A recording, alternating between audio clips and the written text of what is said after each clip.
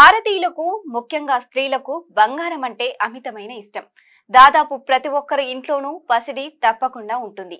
అయితే ఆదాయపు పన్ను శాఖ నిబంధనల ప్రకారం ఇంట్లో ఎంత బంగారం ఉండవచ్చు, లిమిట్ ఎంత, బంగారం కొనుగోలు చేసినట్లు ప్రూఫ్స్ తప్పకుండా కలిగి ఉండాలా అంటే ఉండాల్సిందే.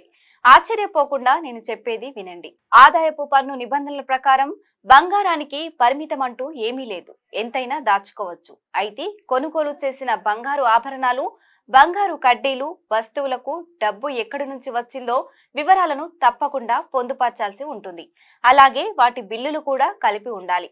అయితే ఆదాయపు పన్ను ఇబ్బందులు లేకుండా ఇంట్లో కొంత పరిమితి వరకు బంగారాన్ని కలిగి ఉండవచ్చు. దీనికి ఎలాంటి లెక్కలు చూపించాల్సిన అవసరం కూడా లేదు.